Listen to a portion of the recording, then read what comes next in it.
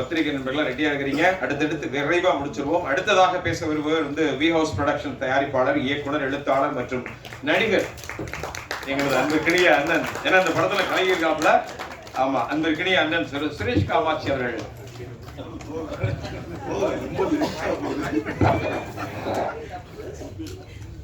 என்னுடைய தயாரிப்பு நிறுவனத்தின் ராஜாக்களி பத்திரிகையாளர்களுக்கு வருகின்றிருக்கும் பத்திரிகை மற்றும் ஊடக நண்பர்கள் அனைவருக்கும் எனது மாலை நேர வணக்கம். எங்களது அழைப்பை ஏற்று இங்கு வந்திருக்கும் நான் மிகவும் நேசிக்கக்கூடிய மதிக்கக்கூடிய தயாரிப்பாளர் சத்யஜித் தியாகராஜன் சார் அவர்களுக்கும், அர்ஜுன் சார் அவர்களுக்கும், அண்ணன் அதிகமான் அவர்களுக்கும் மற்றும் அண்ணன் ராஜ்கபூர் அவர்களுக்கும் மற்றும் வந்திருக்கும் அனைவருக்கும் எனது மாலை நேர வணக்கம். இது ஒரு நன்றி உடைய வச்சுக்கலாம் நினைக்கிறேன். ஏன்னா இதில் நிறைய பேருக்கு நான் நன்றி சொல்ல வேண்டிய கட்டாயத்தில் இருக்கேன். எங்கேருந்து தொடங்கலாம்னா நான் தம்பி உமாவதிகிட்டேருந்தே ஆரம்பிக்கலான் இருக்கேன். உமாவதி எனக்கு ரொம்ப பிடிச்ச ஒரு தம்பி. என்னென்னா ரொம்ப சுய ஒழுக்கம் உள்ள ஒரு இளைஞர். இன்னைக்கு உள்ள சொசைட்டியில் இப்படி ஒரு பையனை பார்க்குறது ஒரு 105% கூட பார்க்க முடியாது. ஒரு எந்த கெட்ட பழக்கமும் இல்லாமல் தொழிலை மட்டுமே நேசிக்கக்கூடிய ஒரு பையனை நம்ம பார்க்க முடியாது. அவருக்கு ஒரு காதல் இருந்தது, கல்யாணம் பண்ணாதனால எனக்கு அப்போ தான் தெரியும். ஆனால் எனக்கு அந்த தகவல் தம்பிராமையனை சொன்ன உடனே நான் ஐசான்றதை நான் கண்டுபிடிச்சிட்டேன். நான் அதோட இன்ஸ்டா பேஜை வச்சே கண்டுபிடிச்சிட்டேன். அது பட் ஆனால் எனக்கு உமாவதி ரொம்ப பிடிச்சேன். இந்த கதை ஆரம்பத்தில் தம்பிராமையனை சொல்லிட்டு ஒரு ஷெட்யூல் ஷூட்டிங் கிளம்பி போனாங்க. ஒரு டீம் கோபி சார் 2 பேரும் போனாங்க. அதில் நான் மானிட்டர் பண்ணதில் ஃபுல்லாக அந்த ஸ்கிரிப்டுக்காக ரிசர்ச் பண்ணது பூரா உமாவதியாக ரிசர்ச் பண்ணாப்புல. பேக்கெண்டில் ஃபுல்லாக ஒர்க் பண்ணி அந்த சீனுக்கு என்ன தேவை, அதோட டீட்டெயிலிங் எப்படி பண்ணலாம், எப்படி ஷார்ட் வைக்கலாம், ஒரு ரூம்னா எப்படி இருக்கலாம் அப்படின்றதெல்லாம் ரொம்ப ரிசர்ச் பண்ணி நிறைய படங்களை பார்த்து ரெஃபரன்ஸ் எடுத்து பண்ணியிருந்தாப்புல. நான் அப்புறம் தான் ஒரு நாள் தம்பிராமன் ஆஃபீஸ் கூப்பிட்டு, நீங்கள் என்ன டைரக்ட் பண்ணுறீங்க, கொஞ்சம் இருங்க, நடிக்கிறீங்க, பாட்டு எழுதிட்டீங்க, மியூசிக் பண்ணிட்டீங்க, தம்பி டைரக்ட் பண்ணலாமே அப்படின்னேன். அவர் அதை தப்பாக எடுத்துக்கல. பொதுவாக ஒரு இயக்குனர் வந்தாங்கன்னா நான் இயக்குனர் வரும்போது நீங்கள் எப்படி நீங்கள் சொல்லுவீங்க அப்படின்னு அப்படிலாம் இல்லாமல் ரொம்ப பாசிட்டிவாக தம்பி அவன் பண்ண மாட்டேன்றாங்க, நான் பேசுகிறேன் அப்படின்னு சொல்லிட்டு அப்புறம் உமாவதி கூப்பிட்டு, தம்பி உன்னை மொபைல் நான் நம்பிக்கிறேன். ஆனால் உமாவதியோட இந்த படம் உமாவதியோட உச்சம் நான் சொல்ல மாட்டேன். நான் இது ஒரு படம் உமாவதி பண்ணியிருக்க படம். ஆனால் உமாவதிக்குள்ள நிறைய கிரியேட்டிவிட்டி இருக்குது, நிறைய திறமைகள் இருக்குது. அதுக்கான படம் கண்டிப்பாக இங்கே நெக்ஸ்ட் அமையும் நம்புகிறேன் நான். ஏன்னா இந்த படம் இது தம்பிராமேனனோட கதை, அவர் இயக்கியிருக்காரு. அதனால் இந்த பண்ணி வந்த உடனே இல்லை நீங்கள் உமாவதி பெரிய இயக்குனர் சொன்னீங்க, என்ன பெருசாக பண்ணிட்டாரு, என்ன இதில் பெரிய மேக்கிங்கில் பெருசாக அப்படிலாம் கிடையாது. எனக்கு உமாவதி மேலே திறமை மேலே நம்பிக்கை இருந்தது. இந்த படத்தை இவர் எக்ஸிக்யூட் பண்ணால் சரியாக இருக்குன்னு நம்பினேன், அது கொடுத்தேன்.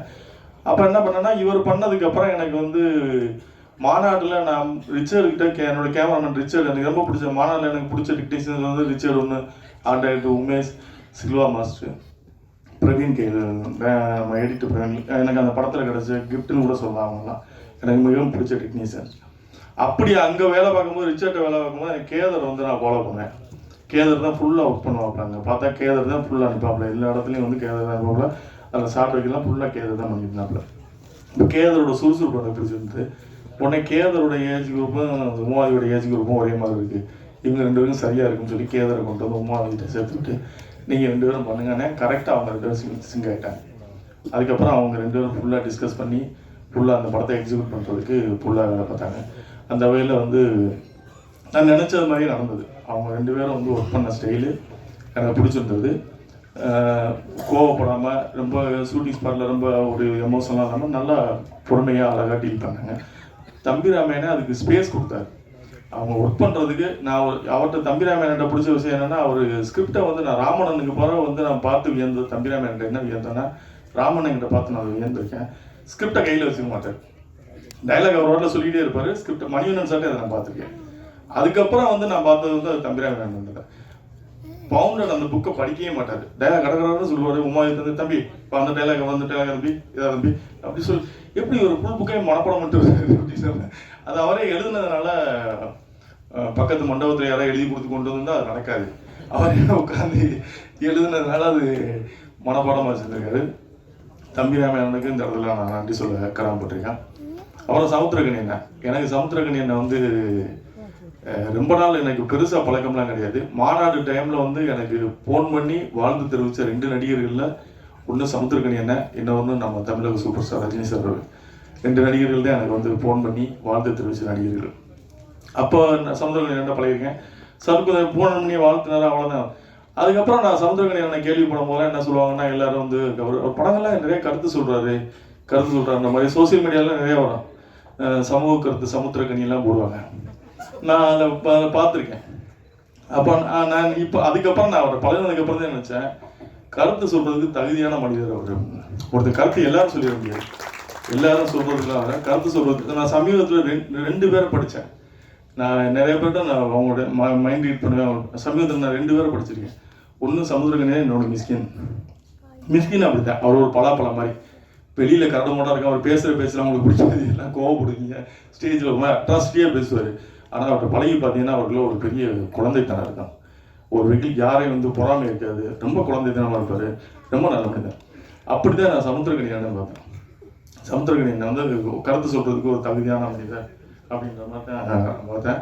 ரொம்ப நல்ல மனிதர். அவரை பற்றி நான் சொல்லணும்னா இன்னும் அவரும் நானும் பயணிக்க வேண்டிய தூரம் நிறையா இருக்குது, நிறைய மேடைகள் இருக்குது. அந்த மேடைகளில் நான் அவரை பற்றி பேச வேண்டிய ஒரு மேடை கண்டிப்பாக வரேன். அந்த மேடையில் நான் கண்டிப்பாக அவரை பற்றி இன்னும் டீட்டெயிலாக பேசுவேன். ஏன்னா எப்போவுமே வந்து ஒரு நல்ல விஷயத்தை வந்து நம்ம கெட்ட விஷயத்தை ஷேர் பண்ணுற ஒரு நல்ல விஷயத்தை ஷேர் பண்ணணும். அப்படி வந்து எனக்கு வந்து சமீபத்தில் பிடிச்ச 2 பேரில் அவங்க 2 பேரை நான் சொல்லுவேன். நான் மிஸ்கின் அந்த மேடையில் இல்லை, இருந்தாலும் எனக்கு சமீபத்தில் பிடிச்ச 2 பேரில் அவங்கள நான் சொல்கிறேன். அதுக்கப்புறம் நான் கேதர் சொல்லிட்டேன். அதுக்கப்புறம் அந்த படத்தில் நடித்த ஸ்வேதா, சுபா, இவங்க 2 பேரும் அவர் அண்ணன் தான் ஹீரோன்னு தெரிஞ்சேன். அவர் அதை ஒத்துக்கிட்டு நடித்ததுக்கு உங்கள் 2 பேருக்கு வந்து ரொம்ப நன்றிம்மா. அதாவது எப்போவுமே வந்து ஸ்கிரிப்டை தான் நம்ம நம்பணும். அதில் யார் நடிக்கிறான்றதை விட அது என்ன கதாபாத்திரன்றோட ஸ்கிரிப்ட் அந்த மாதிரி நடித்தா நம்ம ஈஸியாக ஜெயிச்சிடலாம். நீங்கள் அவங்களோட நடிப்பேன் இவங்களோட நடிப்பேன் அப்படின்லாம் நீங்கள் நடித்து இங்கே சைன் பண்ணுறது ரொம்ப கஷ்டம். ஸோ அந்த வகையில் உங்களுக்கும் என்னுடைய நன்றி. அப்புறம் அந்த வெற்றிக்குமரன், அவர் நமக்கு யாரும் நம்ம கம்பெனி ஆர்டிஸ்ட் மாதிரி நம்ம படத்தில் எல்லா படத்துலையும் இருப்பார், அவருக்கும் என்னுடைய நன்றி. அப்புறம் அண்ணன் ஹுமாயூன், அவர் வந்து ஒரு கல்வியாளர், நிறைய கல்லூரிகள் வச்சுருக்காரு. யாருக்காவது சீட்டு வந்தால் போகலாம், இன்ஜினியரிங் சீட்டு, ஆர்ட் காலேஜ் சீட்டு, எது வேணாலும் வச்சுருக்காரு. அவர் இந்த படத்தில் ஒரு சிறிய கதாபாத்திரம் நடிச்சிருக்காரு, நம்முடைய அருமையான ஹுமாயூன் கபீர். அப்புறம் தம்பி சாட்டை துரைமுருகன், சொல்லும் போல் அவர் நீதிபதியாகவே நடித்து முன்னிட்டு வந்துட்டார். அவருக்கும் இந்த நேரத்தில் நான் நன்றியை சொல்லிக்கிறேன். அப்புறம் தம்பி முபாசிர்கிட்ட வந்து ஒரு நான் நிறைய பேரை பார்க்கும்போது முபாசிட்டே ஒரு சின்ன ஒரு இது இருக்குன்ற, ஆனால் முபாசிக்கு சரியான வந்து ஒரு ஸ்பேஸ் இல்லை, கிடைக்கல. அவர் ஜெயிக்கிறது மாதிரி ஒரு ஸ்கிரிப்ட் அவருக்கு வரல. அந்த மாதிரி வரும்னு நான் நம்புகிறேன். கண்டிப்பாக முபாசிர் வந்து அந்த மாதிரி ஒரு ஸ்கிரிப்டில் வந்து ஜெயிக்கணும்னு நான் இறைவனை வேண்டிக்கிறேன். அப்புறம் மாலிக்கு, அதுக்கப்புறம் நவதேவி வந்து நம்ம படத்தோட காஸ்டியூம் டிசைனர், நான் ரொம்ப கோஆப்ரேட் பண்ணி ஒர்க் பண்ணாங்க, அவங்களுக்கு என்னோட நன்றி. அப்புறம் என்னோடய தம்பி எடிட்டர் சுதர்சன், அவன் நான் தான் அறிமுகப்படுத்தினேன். இந்த படத்துலேயும் அவன் வந்து எடிட்டர் ஒர்க் பண்ணியிருக்கான், அவனுக்கும் என்னுடைய நன்றி. அப்புறம் ஆர்ட் டைரக்டர் வைரபாலன் நல்ல ஒத்துழைப்பு கொடுத்து தம்பிராமனுக்கு நல்ல சிங்கம். நான் அவர்கிட்ட தம்பிராமன் சொல்லிட்டேன், உங்களுக்கு யாரை பிடிக்குதோ அவர் வச்சுக்கோங்க ஆர்ட் டைரக்டர் அப்படின்னு சொல்லிட்டேன். எதுலேயுமே நான் வந்து மேக்ஸிமம் வந்து கிரியேட்டிவிட்டிக்குள்ளே உள்ளே போவேன். கதை கேட்குறோட சரி, அதுக்கப்புறம் கிரியேட்டிவிட்டிக்குள்ளே அவங்களுக்கு ஃப்ரீடம் கொடுத்துருவேன். நீங்கள் அதுக்கப்புறம் டிஸ்டர்ப் பண்ண மாட்டேன். அந்த கதை கேட்கும் போது எனக்கு என்னென்ன டவுட்லாம் இருக்குன்னு கேட்டுப்பேன், எக்ஸிக்யூட் பண்ணுறதுக்கு முன்னாடி எல்லாம் கேட்டுப்பேன். ஒன்லி அவங்க ஸ்பாட்டுக்கு போயிட்டாங்கன்னா அப்புறம் டிஸ்டர்ப் பண்ண மாட்டேன், விட்டுருவேன். அப்படி அவர் விருப்பத்துக்கு தான் அவர் விட்டேன், அது சிறப்பாக செஞ்சார். அதுக்கப்புறம் நான் என்னுடைய மூர்த்தி அண்ணா, அவர் அந்த படத்தில் வந்து ஒரு சிறப்பான கதை. அப்புறம் அக்கா ஆண்டாள் ரேஷினி, அவங்க வந்து நான் ஒரு புத்தக வெளியீட்டு விழாவில் அவங்க சொன்ன மாதிரி சந்தித்தேன். அப்போ சொன்னாங்க, நான் வந்து இந்த மாதிரி ஏதாவது இது பல கதாபாத்திரங்கள் தான் சொல்லணும்னு வச்சுட்டேன். அப்போ அண்ணன் வந்து என்கிட்ட வந்து ஒரு நீதிபதி கேரக்டருக்கு மீது ஒரு ஆளுமையான ஒரு கேரக்டர் தேவை அப்படின்னாரு. அப்போ சொல்லும்போது நான் ஆண்டாள் ரேஷினி இருக்காங்க, அவங்கள வேணால் கேட்டு பார்க்கலாமா அப்படின்னேன். நம்பர் அனுப்புங்க தம்பி, நான் பேசுகிறேன், எனக்கும் தெரியும், நான் பேசுகிறேன்னாங்க. அப்புறம் நான் நம்பர் அனுப்பிச்சி விட்டேன். ஆண்டாள் ரேஷினி அவங்களுக்கு நன்றி, வந்து சிறப்பாக செஞ்சு கொடுத்தீங்க, ரொம்ப நன்றி. அப்புறம் எங்கள் அண்ணன் பாலா நடிச்சிருக்காரு, அவர் கதாபாத்திரம் பெரிய கதாபாத்திரம். வானகரத்தில் கட் அவுட்லாம் வைக்கிறேன்னு இருக்காரு. அவர் வரும்போது எனக்கு நண்பராக வந்தார். இப்போ தம்பிராமனுக்கு சொந்தமாயிட்டார். அதுக்கப்புறம் மாலைக்கு என்னோட அலுவலகத்தில் பணிபுரியக்கூடிய பிரவீன் ஆஃபீஸ் அட்மினாக இருக்கான். ஸோ எப்போவுமே நம்ம பக்கத்தில் இருக்கவங்களுடைய வேல்யூ நமக்கு தெரியாதுன்னு சொல்லுவாங்க. அந்த மாதிரி அவன் வந்து நடிப்பான், இவ்வளோ வரைக்கும் நடிப்பான்லாம் நான் எதிர்பார்க்கல. நான் அனுப்பிச்சது முபாசிரையும் பிரவீனையும் சேர்த்து அனுப்பிச்சேன். தம்பிராமன்ட்டு 2 பேரில் உங்களுக்கு யாராவது வேறு வேணும் சூஸ் பண்ணிக்கணும்னு அவர் பிரவீனை சூஸ் பண்ணியிருந்தார். அதுக்கப்புறம் அவன் நடித்ததுக்கப்புறம் தான் தெரிஞ்சது மிகச்சிறப்பாக பண்ணியிருந்தான். அவனுடைய கதாபாத்திரத்தை சிறப்பாக பண்ணியிருந்தான். ரொம்ப சந்தோஷமாக இருக்குது. நம்மக்கிட்ட வேலை பார்த்து நம்மக்கிட்ட ஆஃபீஸ் அட்மினாக இருந்து திரும்ப வந்து நான் தான் மிகமுகவசத்தில் ஒரு சின்ன கேரக்டர் ஆள் இன்ட்ரடியூஸ் பண்ணிடுறான் இருந்தவன். அதுக்கப்புறம் இப்போ வந்து ஒரு கதாபாத்திரமாக முதன்மை கதாபாத்திரமாக பண்ணியிருக்கான்றது வந்து ரொம்ப சந்தோஷம். நம்ம இடத்துல ஏன்னா நம்ம கூட இருக்கவங்க வந்து அடுத்த லெவலுக்கு வளரும்போது அது நமக்கு வந்து ஒரு சந்தோஷம். நம்ம அலுவலகத்துலேருந்து ஒருத்தர் வெளியே போகிறாங்க, நல்லா இருக்காங்க அப்படின்னா அது வந்து அது நமக்கு சந்தோஷம். அந்த சந்தோஷத்தை கொடுத்ததுக்கு அவனுக்கு என்னுடைய நன்றி. அதுக்கப்புறம் எனக்கு வந்து நிதி உதவி வழங்கி என்னுடைய பிஆர்ஓ ஜான் எனக்கு 2011 என் கூட தொடர்ந்து பயணிக்கிற என்னோடய சகோதரனா என்னுடைய எல்லா இதுலேயும் வந்து பயணிக்கிற ஜானுக்கு நன்றி. அப்போ ரொம்ப முக்கியமான அதை மறந்துட்டேன், என்னுடைய அன்பு சகோதரன் கிரிஸ்.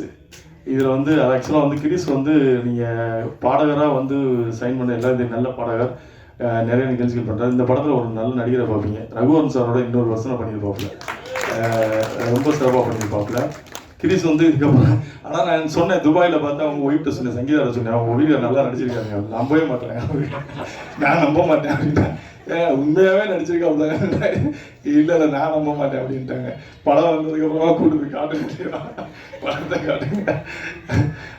அவர்களுக்கும் என்னுடைய நன்றி, ஜானுக்கு என்னுடைய நன்றி.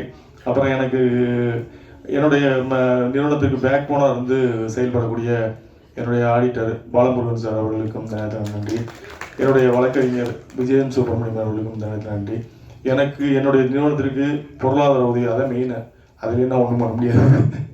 அது வழங்கி எனக்கு சப்போர்ட் பண்ணுற திருப்பூர் சுப்பிரமணியன் அவர்களும், அண்ணன் பாலசுப்ரமணியன், அருண், அப்புறம் தர்மா, தம்பி தர்மா, எல்லாருக்குமே வந்து இந்த இடத்துல நன்றியை தெரிவிச்சுக்கிறேன். அப்புறம் என்னோடய நண்பர்கள் அங்கே வந்திருக்க பாலசிங்கம், முத்து, வேலாயுதம் அவர்களுக்கும் நான் நன்றி தெரிவிச்சுக்கிறேன். இவ்வளோ நேரம் வந்து நீங்கள் பொறுமையாக இருந்து என்னுடைய ஒவ்வொரு வளர்ச்சியிலையும் நீங்கள் கூட இருந்திருக்கீங்க. உங்கள் அனைவருக்கும் நான் நன்றி சொல்ல கடமைப்பட்டிருக்கேன். ஏன்னா படத்தை பற்றி நான் எதுவுமே பேசலை, படத்தை பற்றி பேசுகிறதுக்கு ஒன்றும் கிடையாது. அதாவது என்னென்னா வந்து படம் எடுப்பது எங்களுடைய கடமை. அதாவது வந்து ஒரு சிறந்த படத்தை தேர்ந்தெடுத்து எடுக்கிறோம். அது நல்ல படம் இல்லைன்றது வந்து அதோட வெற்றி தான் தீர்மானிக்குது. எங்களுக்கு நல்லா தான் தெரியும், உங்களுக்கு வேறு மாதிரி தெரியும். ஸோ வெற்றி தான் ஒரு படத்தை நல்ல படம், கெட்ட படம், பெரிய படம், சின்ன படம்ன்றதெல்லாம் வந்து அந்த படத்தோட வெற்றி தான் தீர்மானிக்கும், நம்ம பட்ஜெட் தீர்மானிக்காது. அப்படி இந்த படம் ஒரு நல்ல படம், ஒரு மனிதனோட வாழ்வியல், இது மற்றவங்களுக்கு பிரயோஜனமாக இருக்குது. அதாவது அந்த கதையை சூஸ் பண்ணது காரணமே இது நிறைய பேருக்கு வந்து இது ஒரு வாழ்க்கை பாடமாக இருக்கும். இது ஒரு புத்தகம் மாதிரி நம்ம வாழ்க்கையை படித்து தெரிஞ்சுக்கலாம் அப்படின்றது மாதிரி ஒரு இது எடுத்தது தான். இது உங்களுக்கு பிடிச்சிருந்தா நீங்கள் வந்து உங்களுடைய இந்த ட்ரைலருக்கே நீங்கள் கூட விமர்சனம் எழுதி நீங்கள் சப்போர்ட் பண்ணலாம். உங்களுக்கு படத்தை பார்த்துட்டு பிடிச்சிருக்கான்னு சொல்லுவேன். ஏன்னா நாங்கள் படத்தை பற்றி பெருசாக பேச விரும்பல. படத்தை பார்த்து 29 ஆக்சுவலாக அந்த படம் வந்து 13 வெளியிடலான் இருக்கோம். 29 நாங்கள் அனௌன்ஸ் பண்ணியிருந்தோம். 29 வந்து 4-5 நாள் தான் வருது. புஷ்பா 2 வர்றதுனால எங்களால் வந்து அந்த டைமில் ரிலீஸ் பண்ணால் சரியாக இருக்காதுன்றதுனால டிசம்பர் 13 வச்சுருக்கோம். டிசம்பர் 13 நீங்கள் பார்த்துட்டு வந்து உங்களுடைய கருத்துக்களுக்காகவும் மக்களுடைய எதிர்பார்ப்புக்காகவும் ஒரு பரீட்சை எழுதி காத்திருக்கிற மாணவர் மாதிரி நாங்கள் காத்திருக்கோம். உங்களுடைய விமர்சனங்கள், உங்களுடைய அதாவது நல்ல விமர்சனங்களை ஏற்றுக்கிறதுக்கு தயாராக இருக்கும். அதாவது நேர்மையான விமர்சனங்களை ஏற்றுக்கொள்ள தயாராக இருக்கும். ஏன்னா உங்கள் விமர்சனங்களை தான் எங்களை அடுத்த கட்டத்துக்கு நகர்த்தும் நம்புகிறோம். 13ஆம் தேதிக்காக நாங்கள் காத்திருக்கோம். நிச்சயமாக வந்து இது வெற்றி பெற அமையும் நம்புகிறேன்.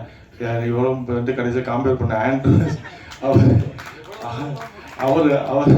அவர் இந்த படத்தில் ஒரு நல்ல கதாபாத்திரம் பண்ணியிருக்காரு. அவருக்கும் என்னுடைய நன்றியை தெரிவிச்சுக்கிறேன். அப்புறம் என்னுடைய அலுவலகத்தில் பணியாற்றக்கூடிய இளையராஜா, ராஜேஷ், அப்புறம் கார்த்தி, அருண் கார்த்தி, எல்லாருக்குமே நன்றி. யாராவது விட்டுருந்தா மன்னிச்சிருக்கா, தம்பிராமே இந்த மாதிரி காலை போன சொல்லுங்க, நன்றி சொல்லிடுறேன். செல்வா என்னுடைய தயாரிப்பு செல்வா, ஜெகன், எல்லோருக்கும் ஒரு நன்றிகளை தெரிவிச்சுக்கிறேன். நன்றி, வணக்கம்.